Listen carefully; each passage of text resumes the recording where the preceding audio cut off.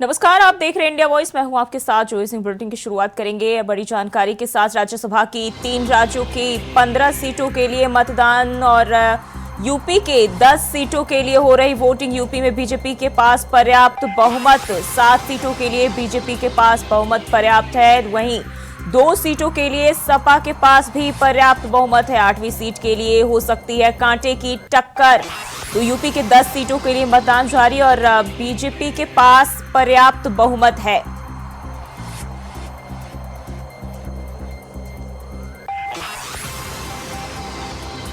तो यूपी के 10 सीटों के लिए वोटिंग हो रही है।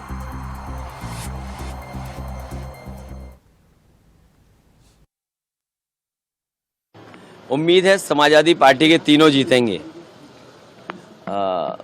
लेकिन खबरें जो आ रही हैं आप भी जानते हो, जो दूसरों के लिए कांटा बोते हैं एक दिन उनके लिए भी कांटे मिलते हैं।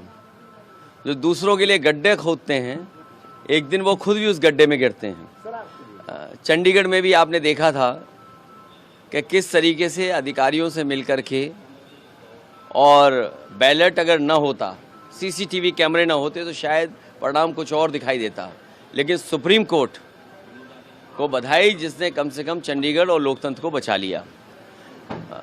बीजेपी चुनाव जीतने के लिए कोई भी हथकंडा अपना सकती है, कोई भी लाभ देने के लिए आश्वासन दे सकती है। बीजेपी है, जीतने के लिए सब कुछ करेगी। तो जो लाभ पाने वाले चले जाएंगे, जिनको लाभ मिलना होगा कुछ, वो ज़रूर चले जाएंगे। या जिनको बहुत वादा किया होगा कि आपको चुनाव में ये कर दिया जाएगा, ये मिल जाएगा, वो चले जाएंगे। देखिए, आप लोगों के द्वारा पता चल रहा है, और ये देखिए समाजवादी पार्टी के चुनाव चिन्ह से जीते थे। तो देखिए, देखा जाएगा आगे। इस तरीके से अगर होगा तो फिर बाद में हम लोग भी देखेंगे।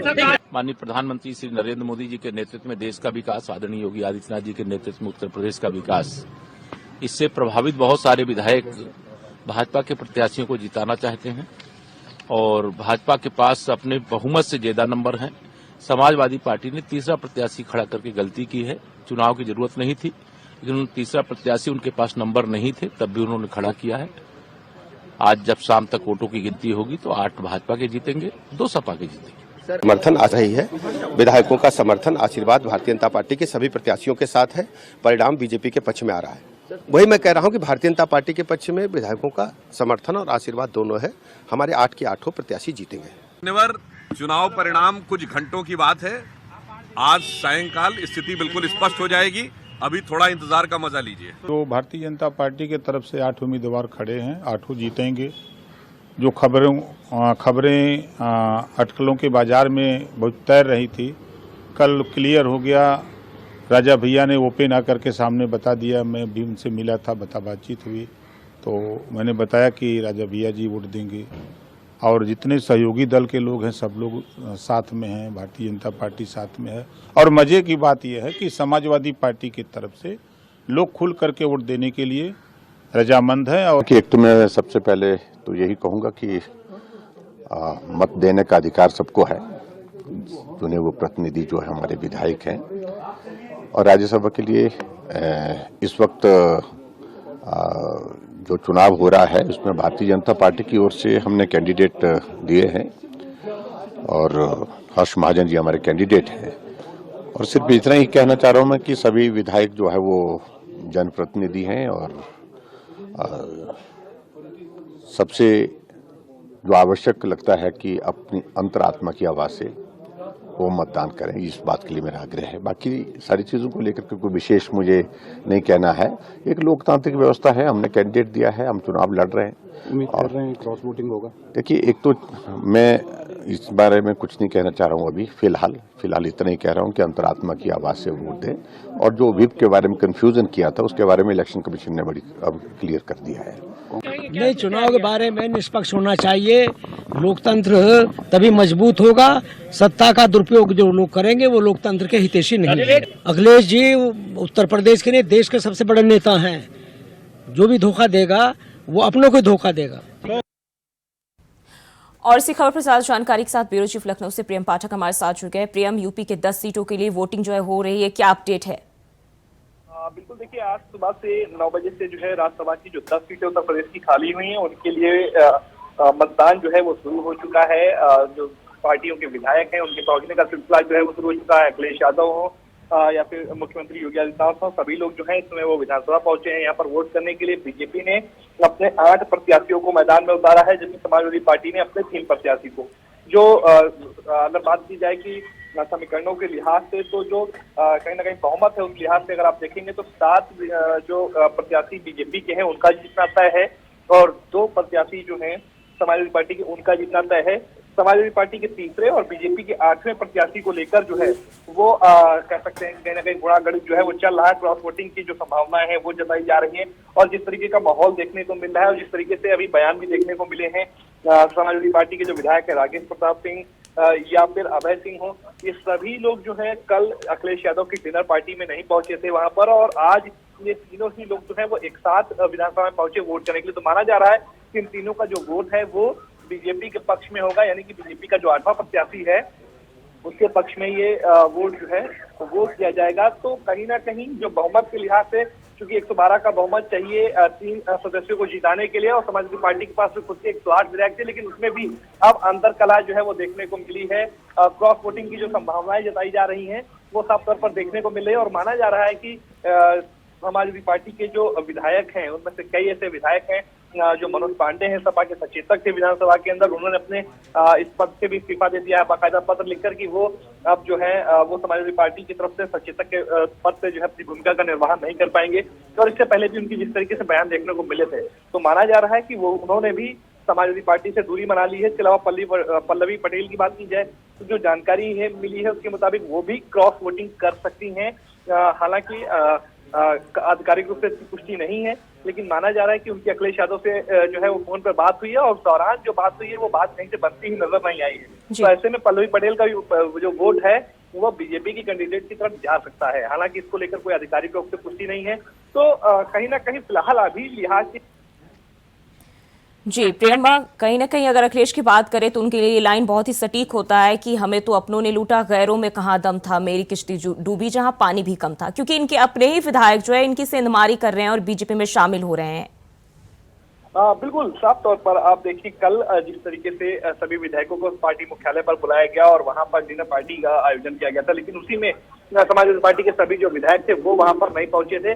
तो इन सब के बाद में इस तरीके के कयास लगाए जा रहे थे कि शायद जो सदस्य वहां पर शामिल होने के लिए नहीं पहुंचे हैं वो लोग अपना जो वोट है उसको क्रॉस वोट कर सकते हैं और इसीलिए ये माना जा रहा था कि जो समाजवादी पार्टी के भी जो कुछ विधायक हैं और जो बहुमत बीजेपी के पास कम पड़ रहा है अपने 8वें कैंडिडेट को जिताने के लिए, तो वो बीजेपी कहीं ना कहीं गुणागणित करके उनको जिता सकती है। तो ये साफ तौर पर कह सकते हैं कि अभी फिलहाल समीकरणों के लिहाज से जो दिख रहा है तो उसमें बीजेपी का 8वें कैंडिडेट की जो जीत है वो काफी हद तक जो है वो कहें कि मिलती हुई दिखाई दे रही है। लेकिन हालांकि जो नतीजे हैं वो शाम में स्पष्ट होंगे और उसके बाद ही तस्वीर साफ होगी कि क्या 8वां प्रत्याशी बीजेपी का जीतता है या तीसरा प्रत्याशी समाजवादी पार्टी का। जी प्रियम, यहाँ अगर हम बात करें राजा भैया जो है किंग मेकर की भूमिका में नजर आए और उसको लेकर ओपी राजभर ने भी कहा है कि उन्होंने अपना रुख साफ कर दिया है, वो बीजेपी के समर्थन में आ रहे हैं। बिल्कुल, देखिए जनसत्ता दल की तरफ से चूंकि उनके जो विधायक हैं राजा भैया और खुद एक उनका और विधायक है, 2 विधायक, उन दोनों ने पहले स्पष्ट कर दिया था कि उनका जो बहुमत है वो बीजेपी के साथ में है और वो बीजेपी के पक्ष में ही वोट करते हुए नजर आएंगे। तो अखिलेश यादव पूरी तरीके से अकेले यहाँ पर जो है वो नजर आए हैं। उनके जो सहयोगी दल थे चाहे वो आरएलडी हो या अन्य हो वो भी कहीं ना कहीं उनसे बिखरते हुए नजर आए हैं और आरएलडी के भी जो विधायक हैं माना जा रहा है कि वो भी अपना वोट जो है वो बीजेपी की तरफ, उनमें से भी कई ऐसे विधायक हैं जो बीजेपी में अपना वोट जो है बीजेपी के प्रत्याशी की तरफ दे सकते हैं। तो ऐसे में कहीं ना कहीं एक बड़ी असमंजस की स्थिति जो है वो समाजवादी पार्टी के लिए बनी हुई है, क्योंकि कोई भी सदस्य उनका जो है अब उनके साथ में नजर नहीं आ रहा है। जो उनके सहयोगी दल थे वो कहीं से भी उनके साथ में नजर नहीं आए हैं और कहीं ना कहीं अब इसके चलते एक बड़ी असमंजस की स्थिति है वो देखने को मिल रही समाजवादी पार्टी के लिए। जी, संजय सेठ की बात करें तो इनके उतरने से जो सियासी खेल है काफी पेचीदा और रोमांचक भी कह सकते हैं कि हो गया है और इनको लेकर पार्टियां जो है अब आगे की क्या रणनीति बना सकती है? देखिए बिल्कुल साफ तौर पर पल्लवी पटेल ने भी जो है वो माना जा रहा है कि वो अपना पाला पलट सकती हैं और वो भी जो है वो बीजेपी के पक्ष में अपना वोट कर सकती हैं। तो ये कहीं ना कहीं कह सकते हैं कि लगातार असमंजस की स्थितियां जो है वो समाजवादी पार्टी के लिए बनी हुई हैं। कहीं पर भी उनके जो वोट हैं जो वो सुनिश्चित होते हुए नजर नहीं आ रहे। हर जगह पे असमंजस की स्थिति है। जितने भी उनके सहयोगी दल हैं वो पहले ही किनारा कर चुके हैं। तो अखिलेश यादव को जो भरोसा था कि शायद उनका जो तीसरा कैंडिडेट है वो राज्यसभा की ओर जाएगा और जीत पाएगा, तो वो काफी मुश्किल अब नजर आ रहा है। जी, और बात करें जया बच्चन की, तो सपा ने एक बार फिर से उन पे भरोसा जताया है। क्या लगता है, क्या वो इसके लिए एक बार फिर से लोगों का मत हासिल कर पाएगी, उम्मीदों पर खड़ी उतर पाएंगी? देखिए अभी तो चूंकि मतदान चल रहा है और ऐसे में देखना होगा कि जो तीसरे कैंडिडेट के तौर पर अगर समाजवादी पार्टी का तीसरा कैंडिडेट नहीं जीतता है तो उस बात क्या रणनीति होगी। और क्योंकि वो 5वीं बार समाजवादी पार्टी जो है उनको राज्यसभा भेज रही है, तो जाहिर तौर पर कहीं ना कहीं समाजवादी पार्टी ने भी सोचा समझा होगा और उनकी एक रणनीति का ये हिस्सा होगा कि आखिर किस तरीके से ये पूरा जो है कह सकते हैं कि उनका गुणा गणित रहेगा और उसका चुनाव में लोकसभा में किस तरीके से फायदा मिलेगा। जी, और बात करें तो सपा के जो है विधायक, 8 विधायकों में से एक ने सपा को झटका दे दिया है, लेकिन बाकी के विधायकों की ओर से क्या कुछ जानकारी निकल के सामने आ रही, क्या वो अभी बने रहेंगे या फिर वो भी अखिलेश को झटका दे सकते हैं? देखिए लगातार इस समय जो है वो दल बदल का भी दौर जो है वो देखने को मिल रहा है। समाजवादी पार्टी के कई ऐसे नेता हैं जिन्होंने बीजेपी की सदस्यता ग्रहण करी है। आज जब चुनाव होगा उसमें देखना होगा कौन कौन से विधायक हैं जो क्रॉस वोटिंग करते हैं, तो उसके बाद कहीं ना कहीं दल बदल का जो उनकी उम्मीदें हैं उसको और कंफर्म किया जा सकेगा कि क्या वो दल बदलने वाले हैं या फिर नहीं। क्योंकि आज जिस तरीके की चीजें जो है वो देखने को मिलेंगी, आज जिस तरीके से जो सदस्य उनके जो है वो क्रॉस वोटिंग करेंगे, तो वो कहीं ना कहीं काफी हद तक इन चीजों को कह सकते हैं कि कंफर्म कर पाएंगे कि क्या आने वाले समय में समाजवादी पार्टी के अंदर जो है वो दल बदल की जो राजनीति है वो और बड़ी होगी और जो है और देखने को इस तरीके की तस्वीरें जो है वो मिलेंगी, या अभी जो समाजवादी पार्टी को उम्मीद है अपने दलों के साथ में जो सहयोगी दल है उनसे, तो क्या वो जो है परवान चढ़ पाएंगे कि नहीं। जी प्रियंक, बहुत बहुत शुक्रिया आपका तमाम जानकारी के लिए। और जो है अभी 8वीं सीट के लिए यूपी में कांटे की टक्कर जो है देखने को मिल सकती है। तो यूपी के 10 सीटों के लिए वोटिंग जो है वो हो रही है और यूपी में बीजेपी के पास जो है पर्याप्त बहुमत है। 7 सीटों के लिए बीजेपी के पास पर्याप्त बहुमत है। और जो बात करें 8वें सीट की, तो इस पर कांटे की टक्कर देखने को मिल रही है। और स्टेट कोऑर्डिनेटर अनिल पाठक लखनऊ से हमारे साथ जुड़ गए हैं। अनिल, अब बात करें अगर शिवपाल यादव की, उन्होंने साफ तौर पर अपना बयान दिया है कि बीजेपी ने जो है लोकतांत्रिक मूल्य खत्म कर दिया है। देखिए जूही जी, जो 8वीं सीट है उसको लेकर के समाजवादी पार्टी और भाजपा में मुकाबला जो है बहुत दिलचस्प हो चुका है। दोनों तरफ से सेंधमारी की गई है। हालांकि काफ़ी हद तक जो सफलता मिलती दिख रही है वो भारतीय जनता पार्टी को सफलता मिलती नज़र आ रही है।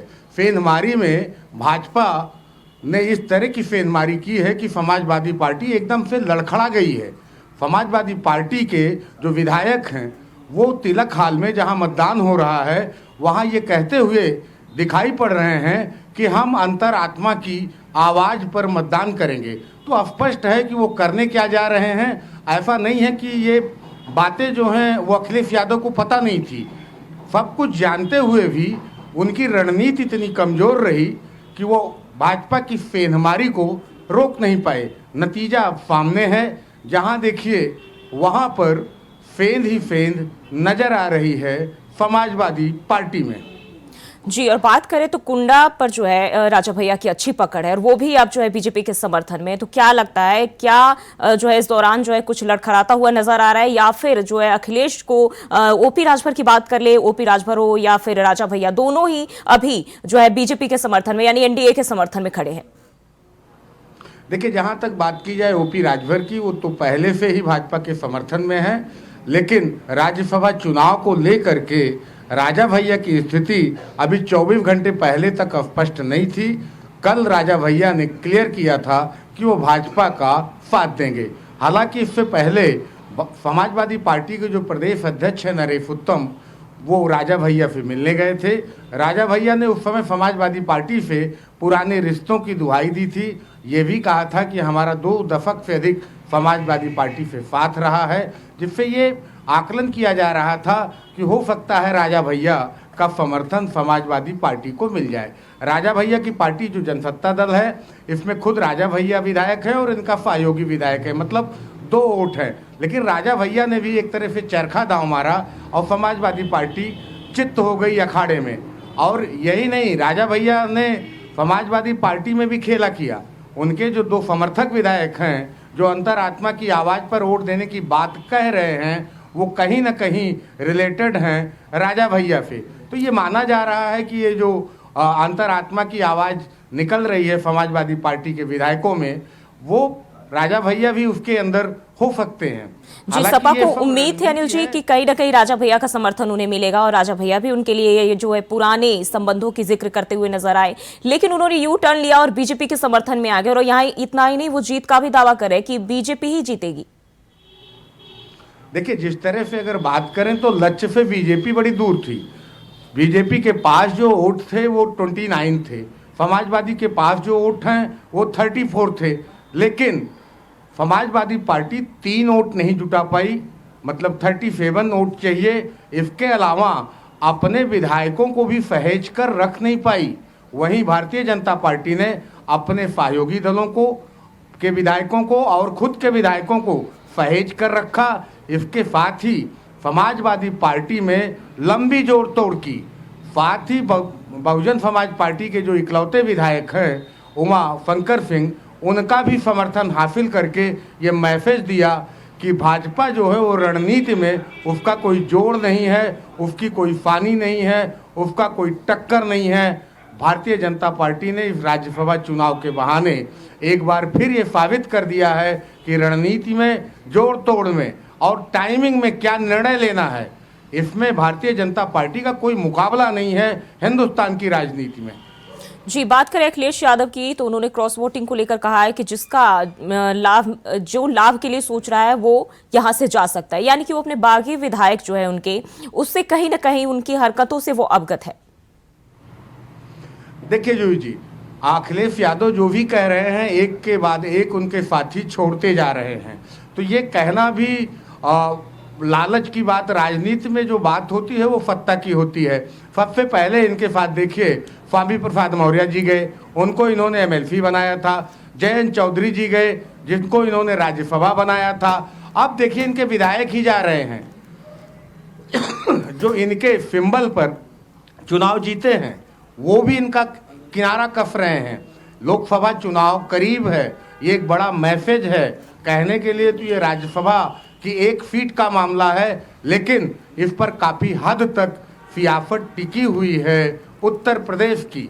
जिस तरह से अखिलेश यादव नारा दे रहे थे पीडीए का, लेकिन वो पीडीए भी दरकता और डहता नजर आ रहा है। पीडीए ना तो पिछड़ा रहा और ना तो अगड़ा। जो ये विधायक अंतरात्मा की बात कर रहे हैं, बगावती तेवर अपनाए हैं, इसमें अधिकांश अगड़े वर्ग के हैं। और पल्लवी पटेल को देख लीजिए, पूजा पाल को देख लीजिए, महाराजी प्रजापति को देख लीजिए, जिनको लेकर के, जिनके वोट को लेकर के अभी तक संशय बना हुआ है, ये पिछड़े वर्ग से आती हैं जूही जी। जी, और अगर हम बात करें तो कहीं ना कहीं इससे जो है सपा और कांग्रेस की टेंशन बढ़ती हुई दिखाई दे रही, क्योंकि एक तरफ पल्लवी पटेल भी बागी रुख अपनाई हुई है। हाँ बेशक जूही जी, जहाँ तक अभी काफ़ी हद तक तो डैमेज कंट्रोल कर लिया है राहुल गांधी और अखिलेश यादव ने। लेकिन जब राहुल गांधी की यहाँ पर न्याय यात्रा आई थी, एक मैसेज देने का अच्छा मौका था राहुल गांधी के पास भी और अखिलेश यादव के पास भी, लेकिन वो मैसेज दे नहीं पाए थे। लखनऊ की रैली में अखिलेश यादव शामिल नहीं हुए थे, फिर जाकर के वो आगरा में शामिल हुए।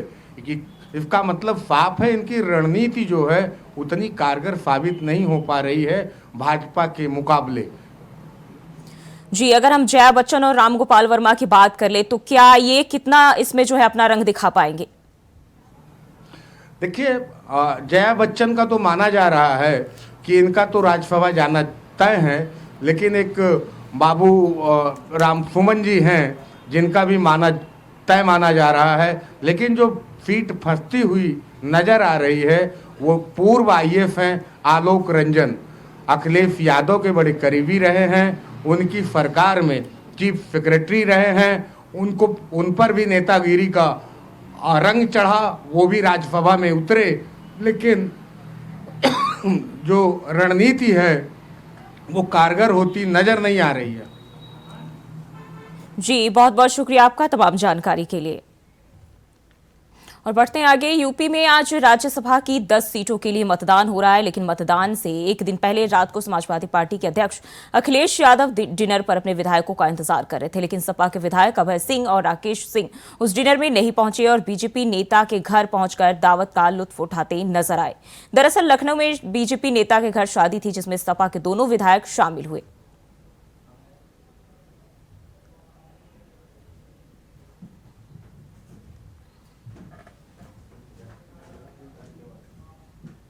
और वहीं खबर संभल से सामने आ रही है। समाजवादी पार्टी के सांसद शफीकुर रहमान बर्क का मंगलवार को 94 साल की उम्र में निधन हो गया। उन्होंने मुरादाबाद के निजी हॉस्पिटल में अंतिम सांस ली। बता दें कि पिछले कुछ समय से उनका स्वास्थ्य खराब चल रहा था। उनकी तबीयत बिगड़ने पर उन्हें अस्पताल में भर्ती कराया गया, जहां उनका निधन हो गया। डॉक्टरों ने उन्हें किडनी में इन्फेक्शन की समस्या बताई। 4 बार विधायक और 4 बार सांसद रह चुके डॉक्टर शफीकुर रहमान बर्क 2019 में 5वीं बार सांसद चुने गए। उम्र और अनुभव में वह मंडल के सबसे वरिष्ठ राजनेता रहे। अपने सियासी तेवरों के कारण उनकी अलग पहचान रही है और वो बाबरी मस्जिद एक्शन कमेटी के संयोजक भी रह चुके थे।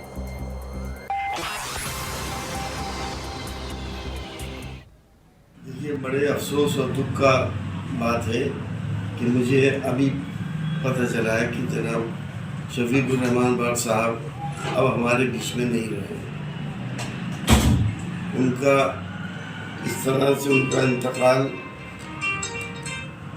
हम सबके लिए तो बहुत बड़ी हमारा नुकसान है, हमारी पार्टी का बहुत बड़ा नुकसान है। देश से एक बहुत बड़ा नेता इस दुनिया से रुखसत हो गया, जिसने कभी भी किसी से डर के काम नहीं करा, जिसने हमेशा दिलेरी से और हक और इंसाफ की बात करी। आज वो नेता हमें छोड़ के चले गए और शायद इतने बोल्ड और इतने बहादुर और इतने ईमानदार नेता अब पूरे मुल्क के अंदर बहुत कम रह गए।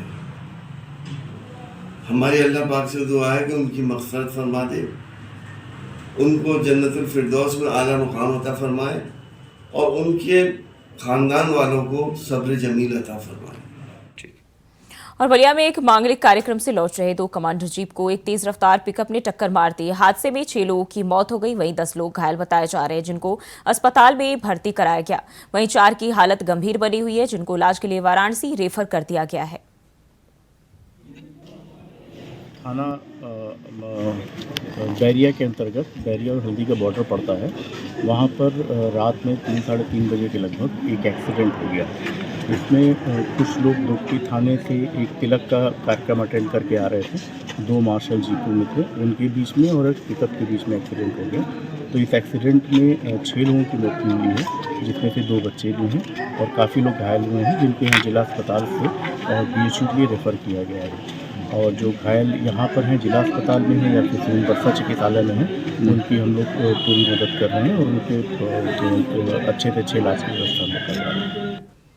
बढ़ते हैं आगे। उत्तराखंड के पूर्व मुख्यमंत्री त्रिवेंद्र सिंह रावत यूपी के संभल दौरे पहुंचे, जहां उन्होंने इंडिया गठबंधन पर निशाना साधते हुए अखिलेश यादव और राहुल गांधी की जोड़ी डूबता जहाज है जो बेमेल है। साथ ही इस दौरान त्रिवेंद्र सिंह रावत ने कहा कि बीजेपी बहुत मजबूत हो रही है। वहीं यूपी में यूसीसी लागू होने के सवाल पर कहा कि यूपी में यूसीसी कब लागू होगा ये तो योगी जी ही बताएंगे। जितने भी अपेक्षित कार्यकर्ता थे वो सभी आज इस मीटिंग में उपस्थित थे। ये चुनाव की जो प्रारंभिक जो तैयारियां हैं वो बहुत अच्छी हुई हैं और निश्चित रूप से इस टीम के बल पर हम लोकसभा के चुनाव को फिर फतेह करेंगे। देखिए, इसका मतलब ये है कि जो यहाँ पर धर्मेंद्र यादव जो यहाँ पर सांसद थे, उनकी परफॉर्मेंस ठीक नहीं थी और शिवपाल यादव जी को यहाँ पर भेजा है। तो जिस तरह से धर्मेंद्र यादव यहाँ से। और फिलहाल के लिए बुलेटिन बस इतना ही। खबरों के लिए बने रहिए इंडिया वॉइस के साथ।